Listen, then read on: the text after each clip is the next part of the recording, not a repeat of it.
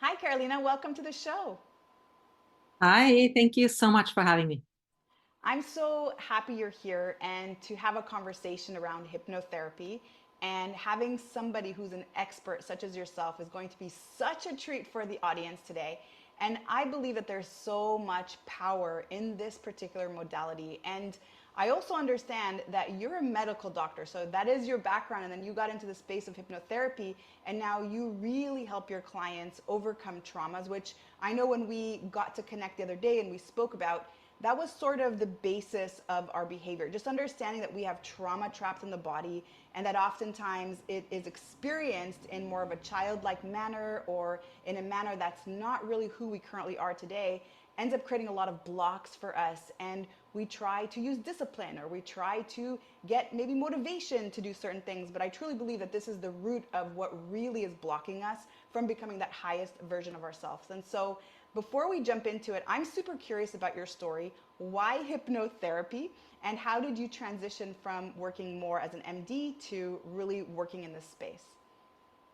Wow, so yeah, so many beautiful questions, and also you explained it so beautifully. And yeah, how I came to hypnotherapy was really that I realized that for me, methods that work with the subconscious would just, you know, have an effect that was really showing a behavior change in life, made me think differently, and really change someone. Whereas if you talk about it, right? I think that's important, right? But it can only get you so far. And also medication, right? I think it's really warranted sometimes, but it just can get you only so far. So that's what really brought me into it. And I was also, even when I was in med school already, I was always interested in alternative methods, right? I explored that already then.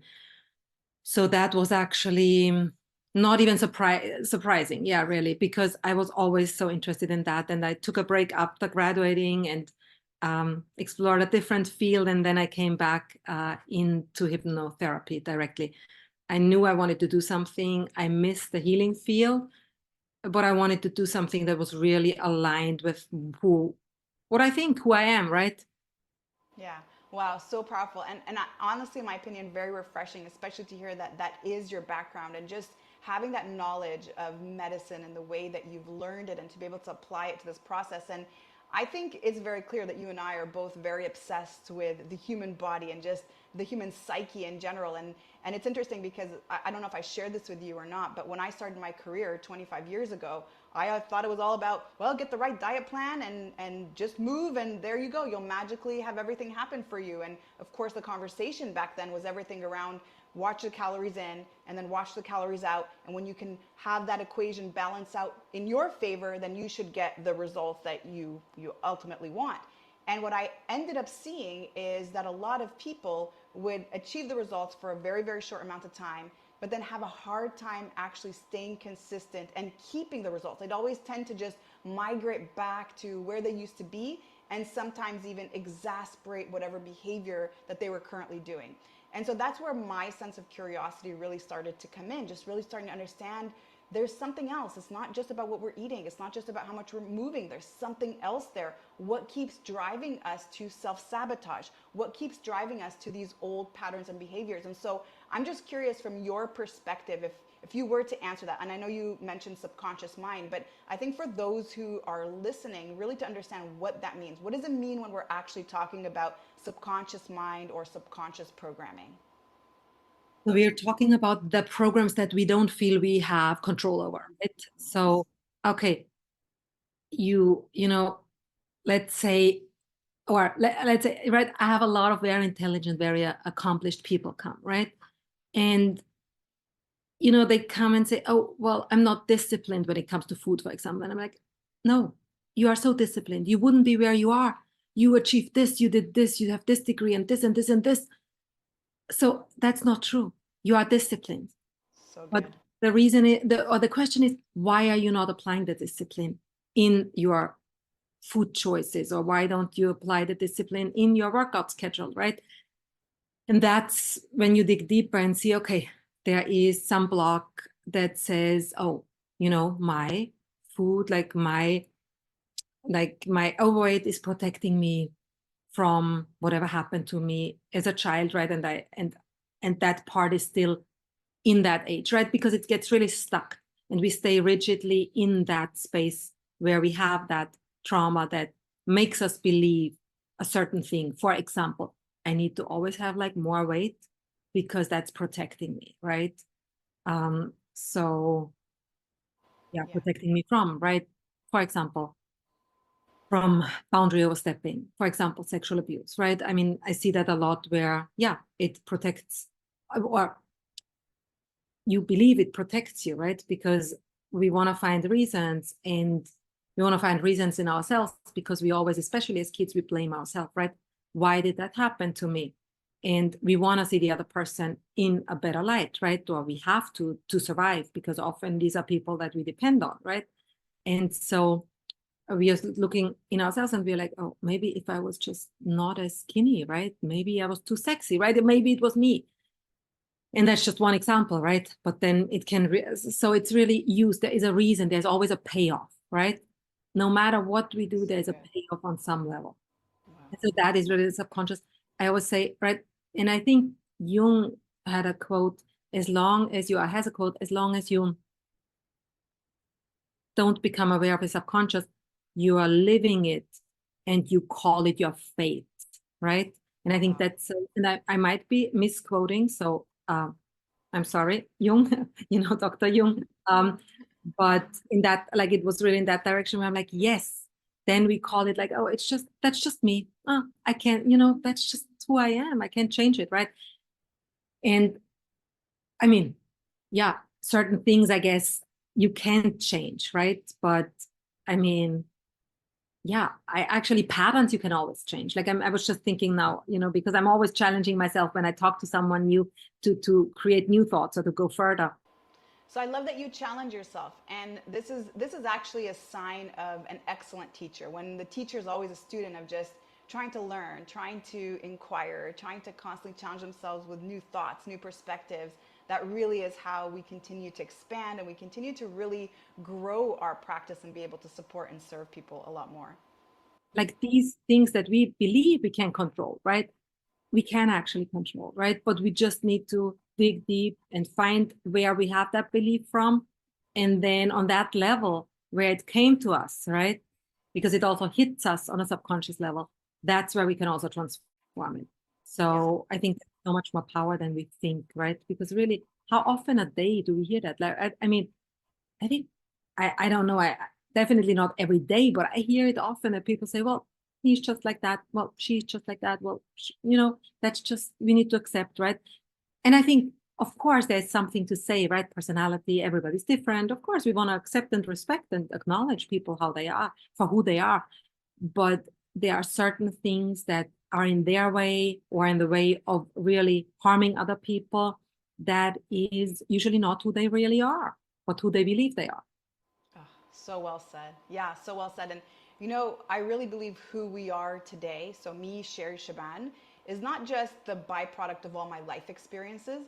It's the byproduct of my perspective and my reaction to my life experiences. Because you can have two people go through the exact same experience and two people react to it completely differently. And one person maybe has experienced a traumatic event while another person not so much. It's not even something that they maybe go back and think about. And so what I also hear you saying, Karolina, is that it's very, very subjective. It's very, very relative to the person.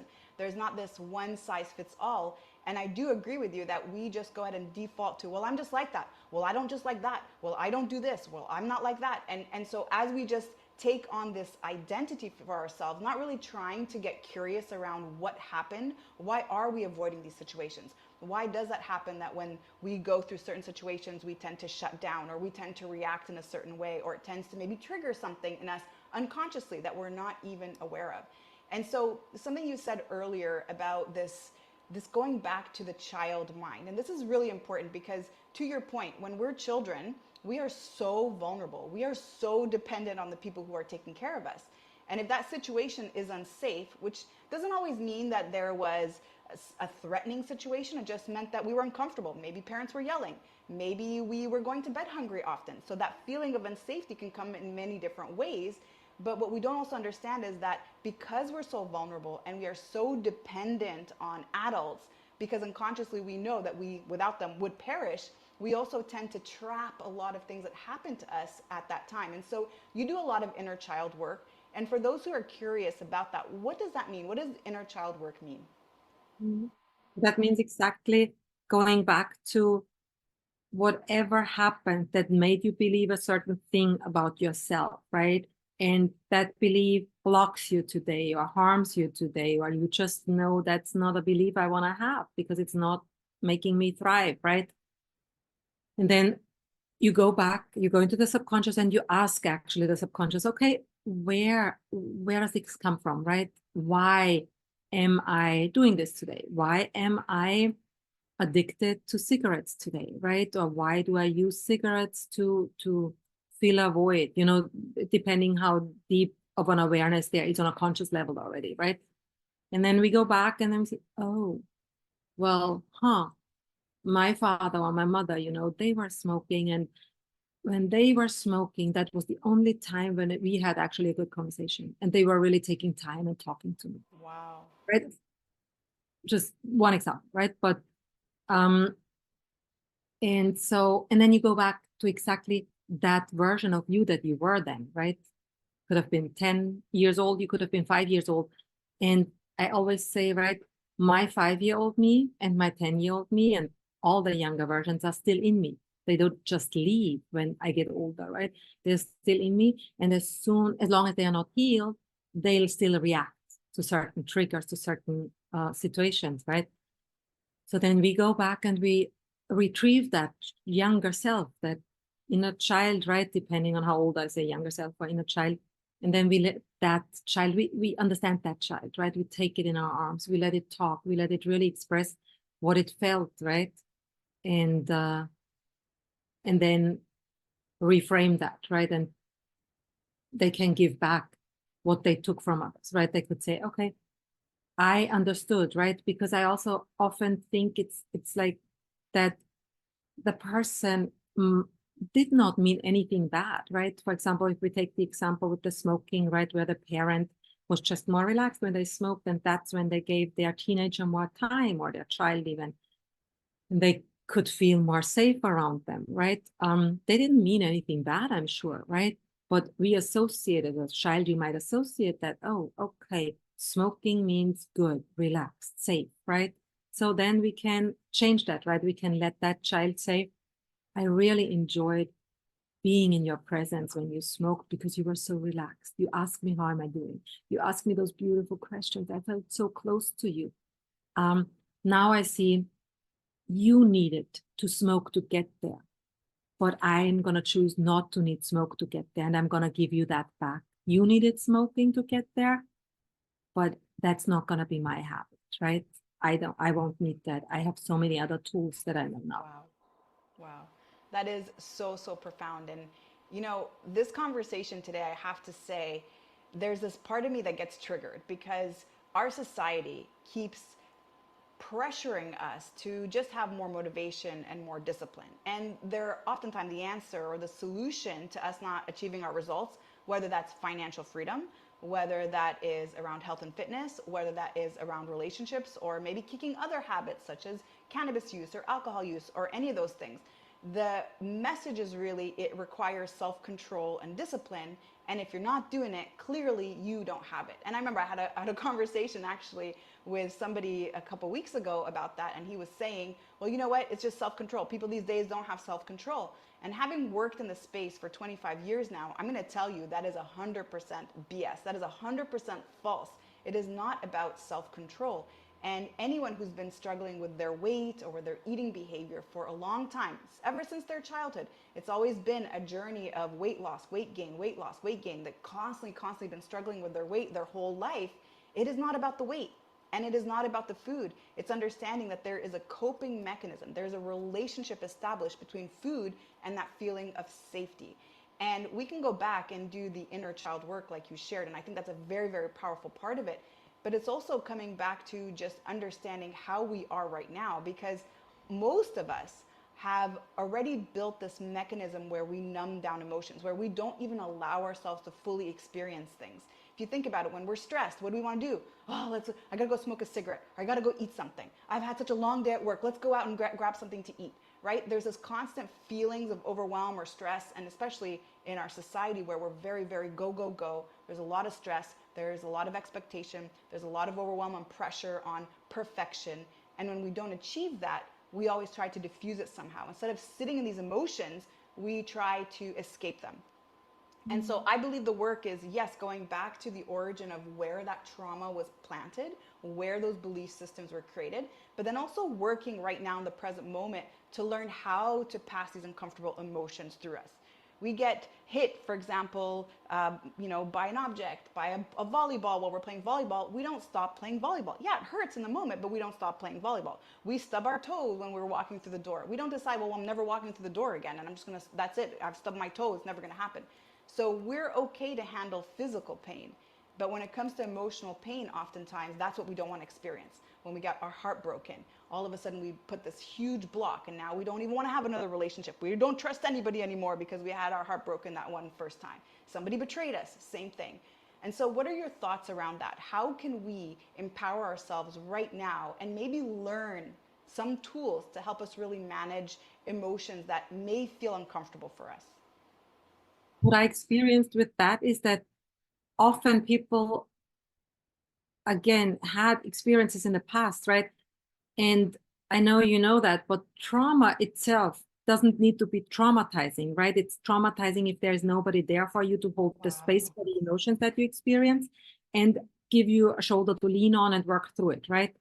So what I wanted to say is that if we don't have anyone there, then we are traumatized from that. And that also means that we still believe our emotions are too much, right? Because let's say something traumatic happens. I'm 5 years old. I don't know how to deal with it, right? I just feel so much inside. And I just want my parent to tell me, oh, you are sad right now, or you are angry right now. And then I'm like, oh, yeah, I am. And then I can talk about it, right? But if they don't do it, then I feel just, it's overwhelmed. I need to shut it down. I can't deal with it. That feels safe. I shut it down. I dissociate. I do, any of those coping mechanisms. And then every time when we go into adulthood and without healing that, then every time a strong emotion is somewhere on the horizon, or the notion of there could be a strong emotion after a breakup, I need to shut it down, right? Because I feel it will overwhelm me, and I will be going back into that childhood, that experience where it did overwhelm me and I couldn't deal with it, right? So I would have the same feeling. So I think that's why therapy is so important, because you'll have someone there. I mean, a good friend can do the same, right? That is able to hold any emotion that comes up because they've held that emotion for so many people in their lives, right? Professionally, right? Wow. And if they show you how to hold it, right, then you know that too, and you realize, oh, it's not gonna kill me. I mean, we know physically it won't kill us, but it feels like, right, I'm gonna explode or what's gonna happen, right? So that's what I experience often, and I think it's, every time you suppress something, it's like when adults say to children, stop crying, right? And sometimes they don't even say it angrily or something, right? But they just need the child to stop crying because it's triggering something in themselves, right? That their child, maybe their inner child, has not healed, and they have always heard stop crying. So they couldn't deal with they couldn't hold space for their tears. So how can they hold space for somebody else's tears if they can't hold space for their tears, right? Because Wow. it touches that part in you, right? We all connected in that sense, right? I mean, when somebody is happy, it touches the happy part in you, right? When somebody's sad, it touches that in you. And even if it's not your best friend, right? Wow.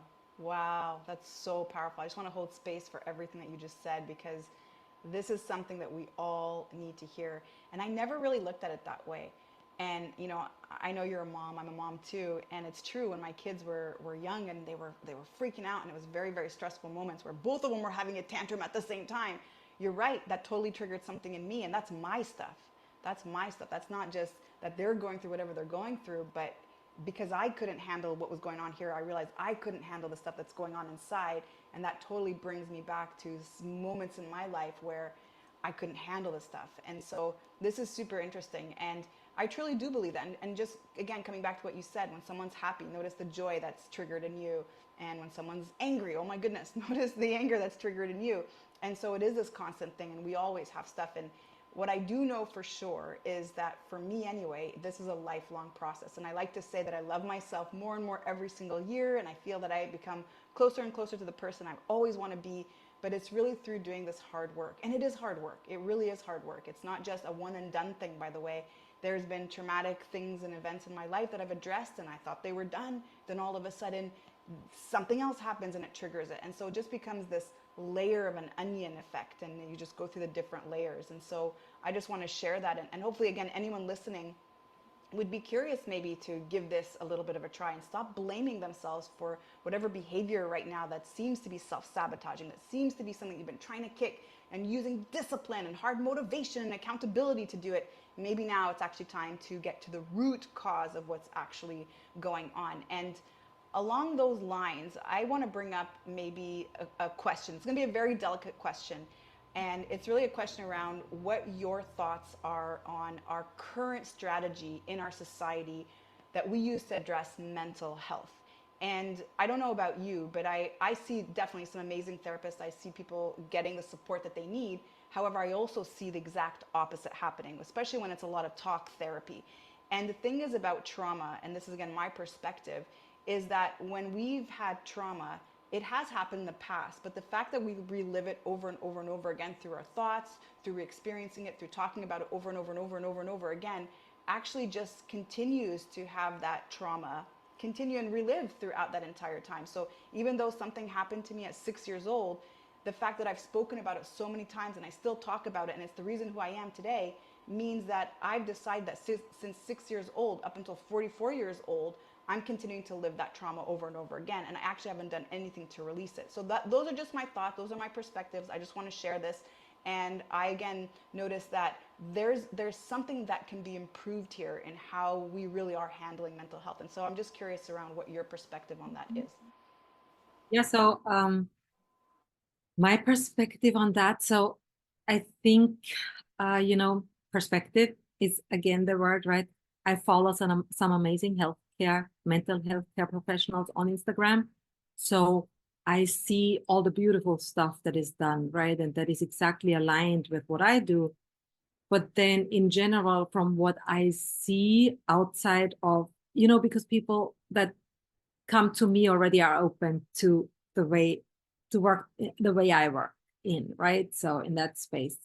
But yeah, I mean, I think it's not very long-term, not very beneficial to go through with a psychiatrist if there is a root cause, right?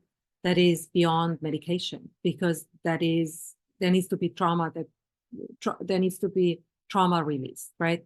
To change, to transform, right? So I think, yeah, I mean, I think that's just for me, it's just like you can't, yeah, you also don't go to I don't know, if you have an accident and your leg is cut off, you also don't go to a ophthalmologist, right? So for me, if you have trauma, I don't see the sense to going to a psychiatrist, because in general, and I'm sure there are some that are trained in several ways, right? And open, but I think in general, the the Western concept, the conservative concept of psychiatry is that you find out what medication that patient needs, right? So, and I don't see, yeah, I just don't see that reasonable. I think that's the word. Yeah. Yeah, I think I understand your perspective, and it is interesting, and I like that you say that. I love your analogy actually. If you ended up getting an amputation, you won't go see an ophthalmologist, and I think that's really important. And this is not to put the burden, by the way, on health professionals. You and I are both health professionals, but it's also to create awareness for the listener that before they do start working with a therapist and start signing up maybe for that therapist and start seeing them regularly, what would happen if you explored different things? And really what would happen if specifically for what you already kind of are intuitive of, because we all kind of know, we know, especially if we've had trauma in the past. And similar to you, I work with a lot of women who've had sexual trauma, who've had physical trauma in their lives. And what they end up doing is going to work with somebody else on their depression or maybe even on their weight loss, but they don't actually go address that thing, which really is what's causing all the other stuff. And so this is what I see, again, from a perspective, and this is not to generalize 100%. There's different professionals working in different ways, but what I hope to give anyone listening today is that feeling of empowerment, that feeling of responsibility in some way to do the research, to really seek what's out there, and to not just continue to see that person if you're not feeling like there's benefit, if you're not really feeling like that's helping you in any way, and just question, right? Just ask yourself the question. So I'm a coach and I owned gyms for a long time. If somebody signed up at my gym and started working out with me, but they got worse or their condition progressed and they started going the other way instead of actually starting to get benefit and improvements towards their goals, I would ask them to question that. And so that is all. That is just the curious mind maybe coming in and saying, well, is this really working for me? Or have I now noticed that I've brought up way more things and now there's a lot more stuff I'm thinking about, way more than what I actually started with. And now my life is actually starting to look a little bit different than even what it looked like prior. So that's just something I want to offer. And along those lines too, Karolina, I want to also distinguish the difference between hypnotherapy and hypnosis, because those are two very different strategies. And so for anyone listening, maybe they're thinking, oh my God, what are they talking about? Are they going to turn us into a rabbit? Are they going to put like a little clock in front of us and turn us into something and make us walk like a duck? So what is the difference between hypnosis and hypnotherapy for those listening? I mean, in hypnotherapy, right, your consciousness is not knocked out. You're still aware of what's happening, but our focus is on the subconscious, in the subconscious. So we work with the subconscious, right? So you're not gonna, I can't, or I don't want, that's my oath, right? That I'm not gonna make you do anything you don't want to do or say anything you don't want to say, right? So that's the difference, right? And I mean, hypnosis, I really only know from TV, where, like you said, where they ask someone, usually they ask volunteers, right? And then they make you do things and you get back and you don't remember what happened, what you've done. So yeah, there's definitely a distinct difference. Yeah, amazing. And I think even just the word therapy is really important just to add in there too. Is just it's a healing process, and healing is a very interesting word that we throw around these days, but healing for me is transformation, and healing is release, and healing is crying, and it's that catharticism that we get to experience through our tears and through a release of emotions. And going back, I just want to add something to that one question, right, where we said mental health system in general. I think it's amazing to work together, right? I work together with a psychiatrist, for example, right, where he said, okay, these are my limits, and I want to work, like, you do this part with this client, patient of his, and I do this part, right? And also with therapy, like, I think it's all about empowerment, right? Also in So therapy, good. I think it's good to have a client in therapy for 20 years with someone, right? Because you want to empower them.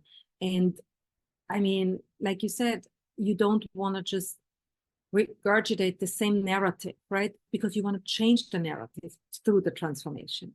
So I think it's all about empowerment, right? What you just said was beautiful. I just would say, yeah, do you feel empowered through that? Or do you feel like, oh, good, I'm seeing my therapist again because I'm such a mess this week? And I mean, that can be, right? I want her to help me through this, right? Or him, right?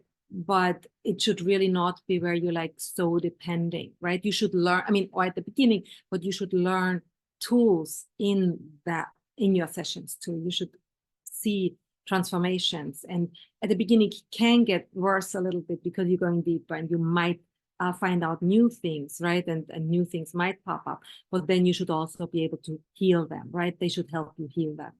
So there should always be empowerment and never dependency. Oh, so good. So good. That's so beautifully said. And that is That is the words really of a true professional and a true therapist, and really collaborating with others and really focusing on the best for the person. And it's not just about they have to come see me for everything and sign up for 30 years and keep seeing me for 30 years. And I love that, and just really empowering our clients. And that's the way I've always looked at it too. And my goal, my huge mandate in life is to help empower thousands of people.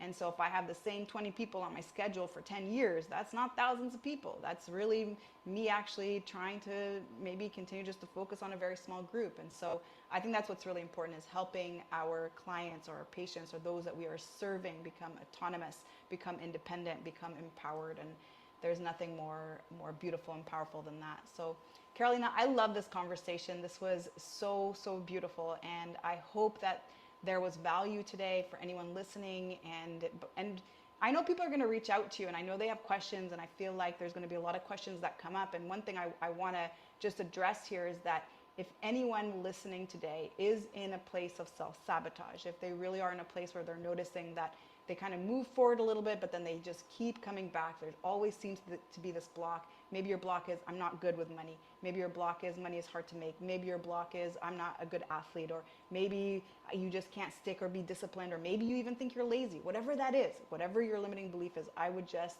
really encourage you to question, maybe where did that start? Where was that implanted? And maybe give this a try as well. And so if somebody wanted to reach out to you, Carolina, where could they go to do that? My website is www.whyhypnotherapy.com, and there's all my information there. Amazing. We'll definitely add that to the show notes. I love this conversation. Thank you so much for your time. And thank you again for your beautiful presence today. Thank you so much for the invitation. This was amazing.